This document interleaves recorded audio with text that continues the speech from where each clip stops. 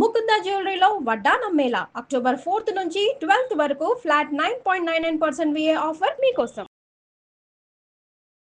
Mukunda jewellers సమర్పించు Deepavali special episodes కి స్వాగతం. అమ్మ నమస్తే. నమస్తే అమ్మా. అమ్మ ధనత్రయోదశి అసలు ఎలా ఆవిర్భవించిందమ్మా, ఎందుకు వచ్చింది? దేవతలు రాక్షసులు కలిసి పాలసముద్రాన్ని చిలుకుతున్నప్పుడు అందులో నుండి విశిష్ట వస్తు సముదాయం చాలా వచ్చింది. ఐరావతం, ఉచ్చైశ్రవం, కల్పవృక్షం, చింతామణి, అప్సరసలు, అంతకన్నా ముందు వారుణి అనబడేటటువంటి ఒక మద్యం, అంతకన్నా ముందు హాలాహలం, ఇవన్నీ వచ్చాయి కదా. అవును. కానీ దేవతలకి తృప్తి లేదు. వాళ్ళు కావాల్సింది వచ్చేదాకా వాళ్ళకి తృప్తి ఎందుకు ఉంటుంది? అలా చేస్తూ ఉండగా అందులో నుండి ధన్వంతరి ఆవిర్భవించాడు. ధన్వంతరి దేవతల యొక్క వైద్యుడు. ఆయన ఆవిర్భవించాడు. ఆయన ఆవిర్భవించింది ఈ త్రయోదశి. అందువల్ల దీనిని ధన్వంతరి త్రయోదశి అంటారు. అది వాడుకలో ధనత్రయోదశి అయింది. ఈ రోజుని డాక్టర్స్ డేగా సెలబ్రేట్ చేసుకుంటాం. మరి దీన్ని బట్టి అర్థమైంది కదా ధన్వంతరికి సంబంధించింది అని. కానీ దీన్ని ధనత్రయోదశిని ధనంతో ఎందుకు, ధన్ దగ్గర ఎందుకు ఆపామంటే అన్నింటికన్నా గొప్ప ధనం ఆరోగ్యం. ఆరోగ్యం అనపడేటటువంటి ధనాన్ని ఇచ్చే, మనకి ప్రసాదించేటటువంటి ధన్వంతరి ఆవిర్భవించిన రోజు ధనత్రయోదశి. ఈ ఆరోగ్యం ఉన్నట్టయితే యముడు మన దగ్గరికి రాడు గనక ఈ దీపాలు చూసి వెళ్ళవయ్యా అని చెప్పి సాయంకాలం మనం చక్కగా యమదీపాలు పెట్టుకుంటాం గుమ్మం ముందు ధనత్రయోదశి నాడు. ఇది మనకెట్లయినా తెలుగు వాళ్ళకి అలవాట్లో పోయిందమ్మా. ఉత్తర దేశం వాళ్ళు బాగా చేస్తూ ఉన్నారు. వాళ్ళని చూసి ఇప్పుడు మళ్ళీ మనం ప్రారంభించుకున్నాం. ఎంతకాలంగానో మనకి అలవాటు లేదు. అవును అవును. తర్వాత మరి ఈ రోజు ఏదైనా కొనుక్కోవాలి, పూజ చేసుకోవాలి, ఇలాంటిది కూడా మనం వింటూ ఉన్నాము. దీన్ని ఒక సాంప్రదాయంగా కొనసాగిస్తూ ఉన్నాం. మొదట్లో లేదు కదమ్మా, ఈ మధ్య కాలంలోనే మనం చేస్తున్నాం. ఒకప్పుడు ఈ ధనత్రయోదశి నాడు బంగారం కొనాలి అనేటటువంటి లెక్క లేదు. ఈ మధ్య కాలంలో మొదలైంది. అసలు ధన్వంతరికి బంగారానికి ఏమిటి సంబంధం? లేదు కదా. కానీ ఇది లోకంలో ఎందుకు వచ్చిందో చెప్తా. ఒకప్పుడు ముఖ్యంగా ఉత్తర దేశంలో కొత్త సంవత్సరాన్ని దీపావళి తర్వాత మొదలు పెట్టుకునేవారు. అందుకే కొత్త లెక్కల పుస్తకాలు రాసుకుంటారు. అవును అవును అవును కదా. అక్కడి నుంచే మొదలు వాళ్ళకి.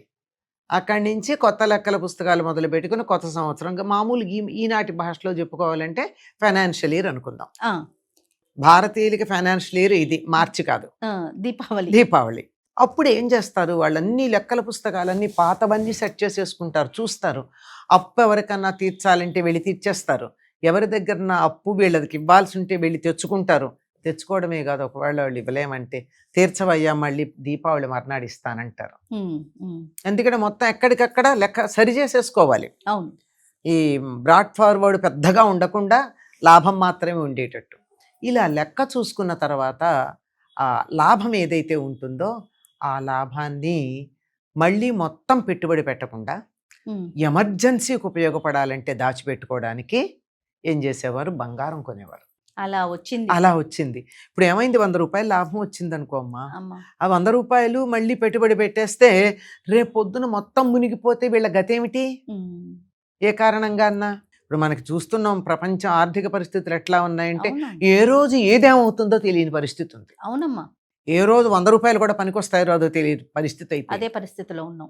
అట్లాంటప్పుడు ఏమాత్రం విలువ తగ్గనటువంటిది ఏది ఉందంటే బంగారం మాత్రమే. కనుక బంగారం కొనేసుకుని పెట్టుకుంటారు. ఇది సాధారణంగా ఆడవాళ్ళు అడుగుతారని మనం పొరపాటు పడుతూ ఉంటాం. అవును, పొరపాటు పడుతూ ఉంటాం. అనగానే మనకి ఆడవాళ్లే కనిపిస్తారు. కానీ ఇంతంతలా గొలుసులు వేసుకున్న మగవాళ్ళు మీకు కనపడరా అమ్మా? ఇంతంత కంకణాలు, బ్రేస్లెట్స్, గొలుసులు, ఏమి గణేష్ చూపిస్తున్నాడమ్మా, నాకేం లేదు అనేసి. గణేష్ కు లేకపోవచ్చు, గణేష్ వ్యాపారస్తుడు కాదు కదా. కాదు, వ్యాపారస్తుడైతే వేసుకునేవాడు. అదే కదా. అంటే రేపు పొద్దున తనకు అప్పు ఇవ్వాలంటే ఒంటి మీద ఉన్న బంగారం చూసిస్తారు. వీడు ఇవ్వలేకపోతే 4 తన్ని వాడి బంగారం లాక్కుంటామని. ఎంత నమ్మకం, ఎంత కాన్ఫిడెన్స్ ఇస్తుంది. అందుకని బంగారం కొనడం అన్నది అలవాటైంది. అవును. తప్పనిసరిగా మొత్తం కాకుండా ఇంతన్నా మనం పక్కన పెడదామని. వాళ్ళెవరూ పొలాలు కొనరు, మీరు గమనించారో లేదా, వాళ్ళెవరికి పొలాలు ఉండవు. ఉమ్, మహా ఉంటే ఒక ఇల్లు ఉంటుంది, ఎక్కువ ఇళ్ల మీద ఇన్వెస్ట్ చేయరు ఉమ్. కదా. అవును. మొత్తం వ్యాపారమే కదా. ఎక్కడన్నా నష్టం వస్తే ఉమ్, ఇబ్బంది పడకుండా. పడకుండా దాన్ని అసెట్ లాగా పెట్టుకుంటారు. అందుకని సరే ఆడవాళ్ళు ఇది అవకాశమే కదా అని రకరకాల నగలు చేయించుకుంటారు. అలా వచ్చింది. అలా వచ్చింది. పైగా ఆడవాళ్ళు చేయించుకునే నగలేమి పెద్ద బరువుగా ఏముండవు, ఈ ఇంతంతలా గొలుసుల్లా అంత ఉండవు అవి, ఉమ్, కానీ వీళ్ళకి వెరైటీ ఉంటాయి. అవును. అలా వచ్చింది. అది ఎలా అయిపోయిందంటే ఇప్పుడు మాకు కొన్ని 100 ఎకరాలున్నా ధనత్రయోదశి నాడు బంగారం కొనాల్సిందే. అంతే. నాకు నెల జీతం హానిగా సరిపోతున్నా బంగారం కొనాల్సిందే, అప్పు చేసైనా బంగారం కొనాల్సిందే అనేటటువంటి అలవాటుకు వచ్చిందమ్మా.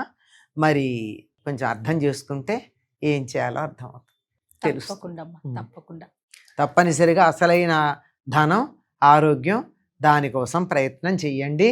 అప్పుడు ఒంటి మీద బంగారం పెట్టుకున్నా, బంగారం లాంటి ఆహారం తిన్నా ఒళ్ళు బంగారంలాగా ఉంటుంది. ఆ రోజుల్లో ఆ విధంగా అంటే బంగారానికి కాస్త ఇన్వెస్ట్ చేసుకునేవాళ్ళు అంతే. చేసుకునేవారమ్మా. ఇప్పుడైనా అదే సరైనటువంటి పద్ధతి ఏమో అనిపిస్తోంది. ప్రస్తుతం బంగారం యొక్క ధరవరలు గనక మనం చూసినట్టయితే అదే సరైన పద్ధతి ఏమో అనిపిస్తోంది. అది ఎప్పటికీ కూడా ఏమాత్రం అటు ఇటు తేడా వచ్చేదేం లేదు. అవును, అవును. తక్కువ అయ్యేటటువంటిది లేదు. అవును. ఇప్పుడు ఆడపిల్లలు ఉన్నారు, ఉద్యోగాలు చేస్తారు, అవును. వెళ్ళి వాళ్ళకి వచ్చేటటువంటి దాచుకున్న 1,00,000, 2 లక్షలతోనో పొలం కొనలేరు, ఇల్లు కొనలేరు. అవునమ్మా, కొనగలరా? అస్సలు కొనలేము. రేపు ఎప్పుడన్నా ఉపయోగపడుతుంది, బంగారమే కొనుక్కోవడం మంచిది అని కొనుక్కుంటారు. కొనుక్కోండి, తప్పేం లేదు. కానీ అప్పు చేసి మాత్రం కొనకండి. మీకున్నటువంటి దాంట్లో ఉన్నటువంటిది దాచుకోదలుచుకున్నది ఏదైతే ఉందో అది బంగారం రూపేణా దాచుకోవడానికి తగినటువంటి సమయం ఇది, అది చేసుకోండి. చాలా సంతోషం. నమస్తే. నమస్తే.